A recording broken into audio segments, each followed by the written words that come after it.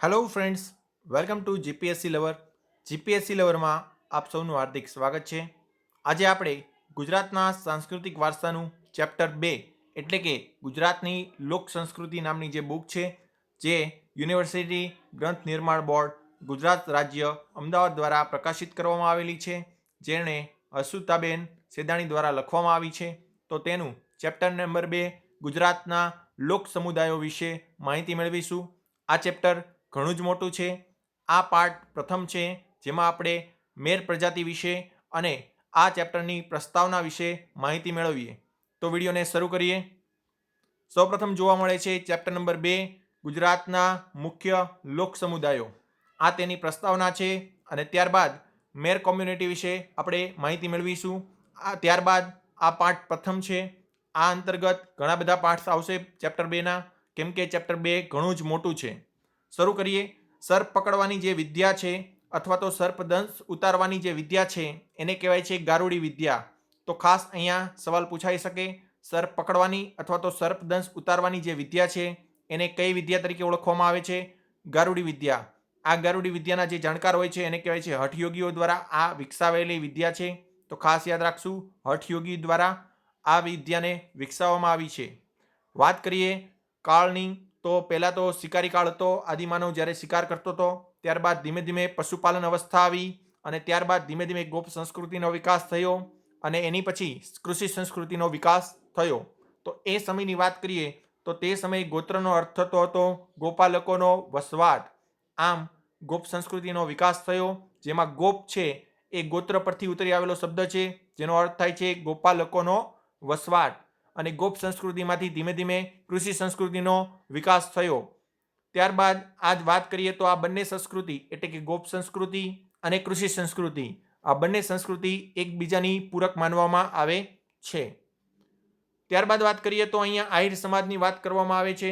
આહિર સમાજ છે એમાં આપણને ગોપ સંસ્કૃતિ અને ક્ષત્રિય સંસ્કૃતિના પ્રતિબિંબ જોવા મળે છે.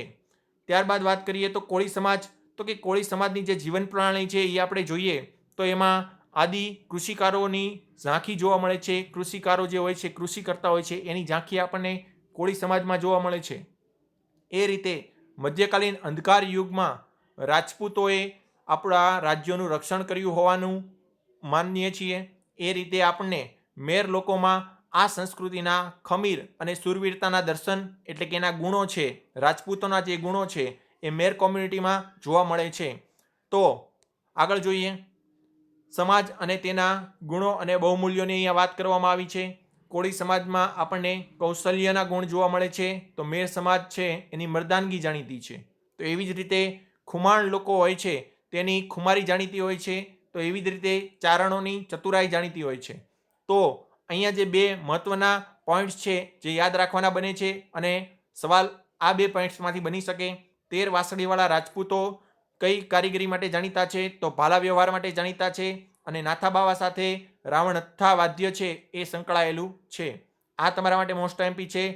રાવણહથ્થા માટે કઈ કોમ્યુનિટી જળવાયેલી છે? તો નાથાબાવા. ત્યારબાદ આગળ જોઈએ તો મેર કોમ્યુનિટી. સૌપ્રથમ આનો જે લોક સમુદાયો, ગુજરાતના લોક સમુદાયોમાં સૌપ્રથમ જે સમુદાય છે જેની વિશે આપણે માહિતી મેળવવાની છે એ છે મેર સમુદાય, જેનો આપણે ઇતિહાસ, જેના લોક ઉત્સવો છે, તેમના મેળાઓ છે, તેમના જે પોશાકો છે, તેમની ઇતિહાસ છે, આ બધા વિશે આપણે આ લેક્ચરમાં છે એ માહિતી મેળવવાની છે. તો આ મેર પ્રજા છે એમને સ્વમાની અને જવામર્દી પ્રજા તરીકે ઓળખવામાં આવે છે. તેઓ સંગઠિત થઈ અને પ્રાકૃતિક ગુણોને રચનાત્મક અને સર્જનાત્મક સ્વરૂપ આપી દીધું છે અને રાષ્ટ્રના વિકાસમાં તાલ મિલાવીને કામ કરી રહ્યા છે, એટલે સાથ આપી રહ્યા છે.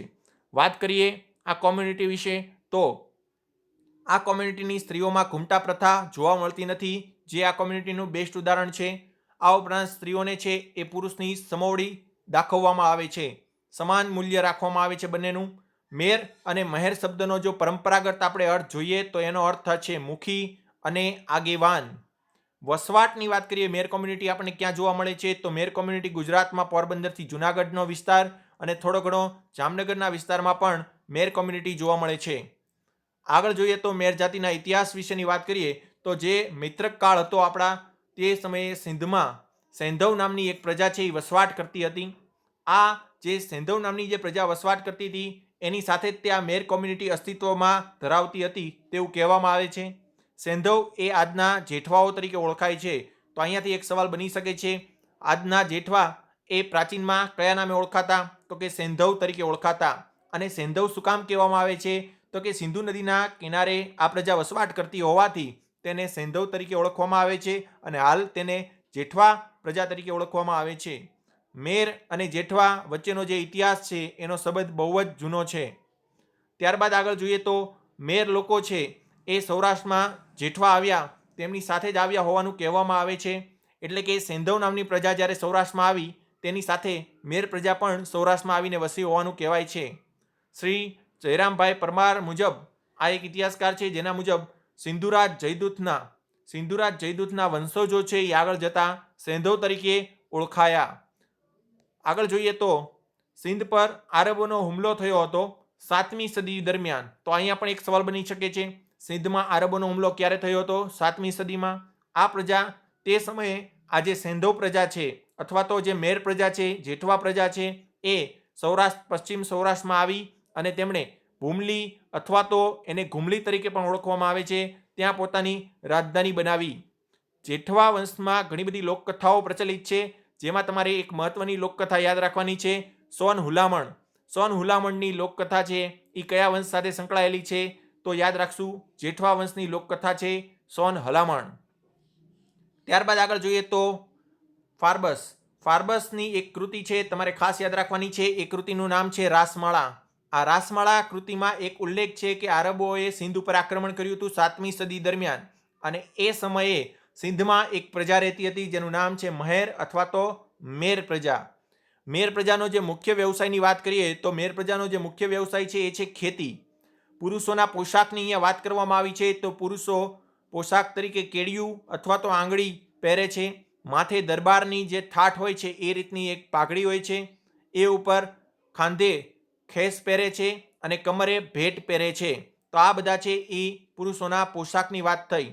વાત કરીએ એમના હથિયારની તો ડાંગ નામનું એક હથિયાર અને કુહાડી એ તેમના જે મુખ્ય હથિયારો છે એમાં સમાવેશ થાય છે. ત્યારબાદ વાત કરીએ મેર જાતિનો પહેરવેશમાં સ્ત્રીઓનો પહેરવેશ વિશે.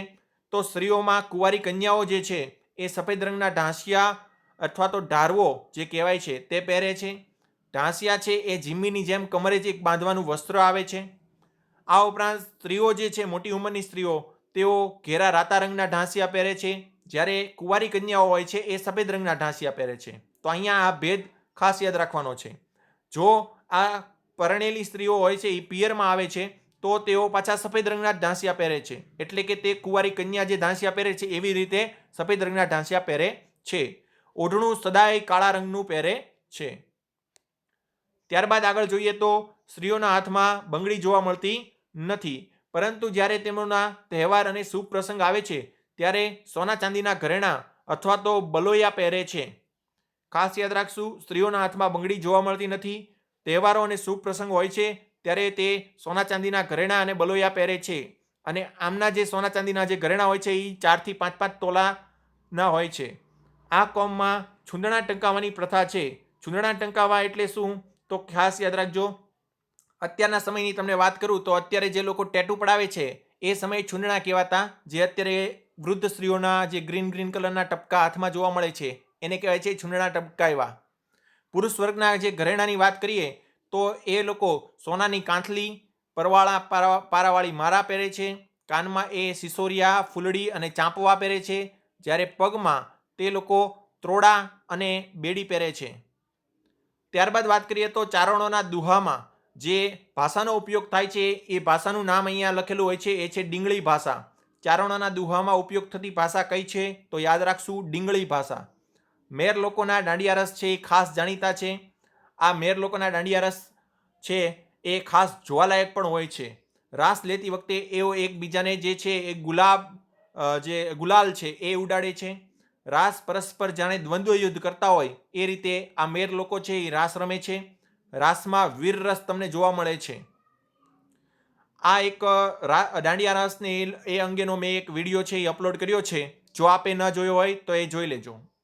ત્યારબાદ વાત કરીએ તો મેર જાતિના ઉત્સવો. મેર જાતિ હોળી અને શીતળા સાતમનો મોટા પર્વો માને છે.